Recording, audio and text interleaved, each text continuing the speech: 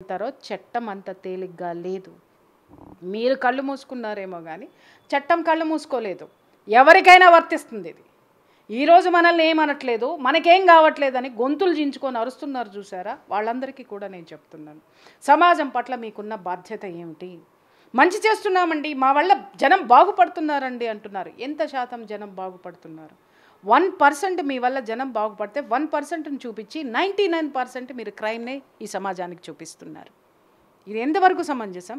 ముందు మారాల్సింది ఎవరమ్మా? సమాజం మారాలి. సమాజంలో ఉన్నటువంటి మీడియా మారాలి, వ్యవస్థ మారాలి, చట్టం సక్రమంగా పనిచేయాలి. ఇవాళ చట్టం ప్రతి ఒక్కళ్ళకి డబ్బు ఇచ్చిన వాడికి చుట్టమవుతుంది అనేటటువంటి పరిస్థితులు ఈరోజు మనం చూస్తున్నాం. పొద్దున్నే లెగిస్తే అరే మాలాంటి వాళ్ళు ఇదివరకు మేము ఒక ఫోన్ కాల్ చేస్తే ఇమ్మీడియట్గా దానికి సంబంధించినటువంటి సిచ్యుయేషన్స్ ఏవైనా ఉన్నా రెస్పాండ్ అయ్యి ఉండుంటారు.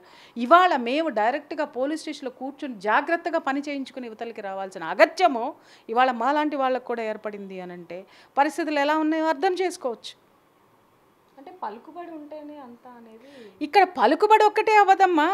నేను ఇక్కడ ఎలా తయారయ్యిందంటే నిన్నగాక మొన్న నాతో ఒక పోలీస్ ఆఫీసర్ చెప్పాడు, ఒకటి ఏదో ఇష్యూ వచ్చింది, ఏదో ఇలాగే కేసు, ఒక నేరానికి సంబంధించినటువంటి కేసు వస్తే ఒక యూట్యూబర్ వచ్చేసి ఒక ఇద్దరి మధ్య, అంటే శాటిలైట్ ఛానల్ జర్నలిస్టులకి చెప్తున్నాను, ఇది మనకి సిగ్గుచేటు జర్నలిస్టులందరికీ కూడాను, ఒక యూట్యూబర్ వచ్చేసి వాళ్ళిద్దరిని కాంప్రమైజ్ చేసేసి 20 లక్షలు అతను బెనిఫిట్ పొంది అక్కడి నుంచి వెళ్ళాడు. ఇప్పుడు మాట్లాడండి, జర్నలిజం ఎక్కడ మడత పెట్టుకున్నారు? ఇవాళ జర్నలిస్టులు కూడా యూట్యూబర్ల కంటే దారుణంగా తయారయ్యారు. అది బాధ. అరే వ్యవస్థ గురించి తెలీదు, సమాజం గురించి తెలీదు, అరిచి గోలపెట్టి లేనిదాన్ని ఉన్నదన్నట్టుగా క్రియేట్ చేసి ఉన్నదాన్ని మూసివేసి చట్టం కానీ మీడియా కానీ మూత పెట్టుకొని కూర్చుంటే జరిగేటటువంటి వ్యవహారాలు, నేరాలు జడలు విప్పుకుంటాయి. ఇలాగే ఒక ఆడపిల్ల అంత ధైర్యం చేసిందంటే ఆ ధైర్యం ఎవరిచ్చారు? వ్యవస్థ ఇచ్చిందమ్మా.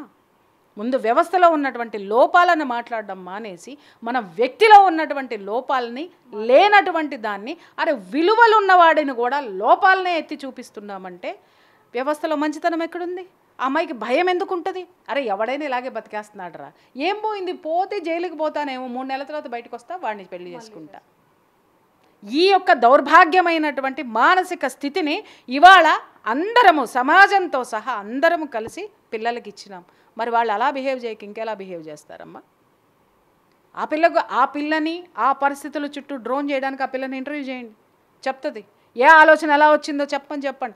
ఆ లవర్ని చూడండి ఎట్లున్నాడు, వాడు వాన్ చేసుకునేటట్టున్నాడు, కడుపులో తిప్పుతుంది నాకైతే. మరి దీన్ని చూసినా కూడా నాకు అట్లనే తిప్పుతుంది. మరి ఇది అంటే వాడి చావుకి ఎంకి పెళ్ళి శుభ చావుకి వచ్చింది అన్నట్టుగా వాడి చావుకి తదినం పెట్టుకొని వాడు ఆ పిల్లని పెళ్లి చేసుకున్నాడు అని అనిపించింది. ఏమనాలి మనం? ఎంత జాగ్రత్తగా అమ్మాయి స్కెచ్ చేసి ఉంటున్నట్టయితే ఆ పిల్లాన్ని పెళ్లి చేసుకోవడానికి. ఆడపిల్లలకి నేను చెప్తున్నాను, ఇలాంటి దిక్కుమాలినటువంటి పనులకి మీరు స్కెచ్లేసి దరిద్రమైనటువంటి జీవితాలని జైలు పాలు చేసుకునే కంటే మీ మేధో సంపత్తిని సమాజానికి ఉపయోగించండి, మంచి కోసం ఉపయోగించండి. అంత అద్భుతమైనటువంటి మేధో సంపత్తిని సమాజానికి మంచి చేయడానికి ఉపయోగిస్తే, అమ్మా ఆఫ్టర్ ఆల్ డబ్బు కోసం వాడిని చంపావు, సెక్స్ కోసం ఇంకొకరిని చూసుకున్నావు. ఆడదానికి జీవితంలో రెండే చూస్తున్నారు, సెక్స్, డబ్బు. ఒక్కటే చెప్తున్నా, అది కొంతకాలమే మీకు పనిచేస్తుంది. దానికోసం మీరు చేయకూడనటువంటి పనులు చేస్తున్నారు. వ్యభిచారి కంటే హీనంగా తయారయ్యేటటువంటి ఈ పరిస్థితులు ఏవైతే ఉన్నాయో మిమ్మల్ని నడి రోడ్డు మీద పెట్టి భయంకరమైనటువంటి సిచ్యుయేషన్లోకి తోసేస్తాయి పరిస్థితులు. ఆడపిల్లలు ఏమనుకుంటున్నారు? కొంచెం కూడా బుర్ర బుద్ధి జ్ఞానం లేకుండా ప్రవర్తిస్తున్నారు. ఒకడా లవరు, ఒక్కొక్క దానికి 4 ఉంటారా? ఒకరిని పెళ్లి చేసుకుంటుంది, ఆఫీసులో ఇంకొకరితో ఉంటుందా? చస్తున్నాను రోజు ఈ కేసులు వినలేక. దౌర్భాగ్యం అనే అనిపిస్తుంది. ఎలాంటి పరిస్థితుల్లో సమాజం తయారైంది. ఆడపిల్లకి వాళ్ళ ఆర్థిక స్వేచ్ఛనిచ్చి బయటికి పంపించింది. అమ్మా ఒకప్పుడు ఆడపిల్ల పుట్టింది అంటే వంశంలో వడ్ల గింజేసి చంపేవాళ్ళు, తెలుసా మీకు? అరే ఆడపిల్ల కడుపులో ఉందంటే స్కానింగ్ తీయించి ఆ ఆడపిల్లని పిండంగా ఉన్నప్పుడే చిరిమవతల పారేసేవారు. అలాంటి ఆడపిల్లల గురించి ఎంతమంది మహిళా మూర్తులు ఎంతమంది ఫైట్ చేస్తేనో, ఎన్ని విప్లవాలు నడిస్తేనో, ఎంత పోరాటాలు జరిగితేనో ఈరోజు మీరు గడప దాటి దేనికోసం పోరాడారు? మీరు ఇలా వచ్చి మర్డర్లు చేయడానికో, ఒకటికి 4 మెయింటైన్ చేయడానికో వాళ్ళు పోరాటాలు చేసి ఈ స్వాతంత్రాన్ని మన అయినటువంటి మహిళలకు ఇవ్వలేదమ్మా. వాళ్ళు దేనికోసం చేశారనుకుంటున్నారు? ఆడదానికి కట్నం వరకట్నపు చావులు ఎన్నున్నాయో మీకు తెలుసా? చరిత్ర తెలుసుకొని సావండి. వరకట్నపు చావులకి ఎంతమంది ఆడపిల్లలు బలైపోయారో మీకు తెలుసా? ఎందుకు బలయ్యారు అనంటే ఆ చర్యలకి ఆ దాష్టీకాలు తట్టుకోలేక ఆత్మహత్యలు చేసుకున్నటువంటి ఆడపిల్లలు ఆ యొక్క ఘోష మీకు తెలియదు. ఎందుకు విప్లవం, ఎందుకు వచ్చింది పోరాటం అంటే ఆర్థిక స్వేచ్ఛ. స్త్రీకి విద్య ఉంటే తెలివి ఉంటుంది, ఆత్మశక్తి ఉంటుంది, ఆత్మధైర్యం ఉంటుంది. ఆ ధైర్యంతో బయటికి వచ్చి తన బతుకు తను బతకగలదు. ఇలా ఆత్మహత్యలు చేసుకుని హత్య చేయబడకుండా ధైర్యంగా బ్రతికి బిడ్డల్ని బ్రతికిస్తుంది, కుటుంబాన్ని బ్రతికించుకుంటుంది. ఆడదానికి జీవితం కావాలి, బ్రతుకు కావాలి, ప్రాణం కావాలి.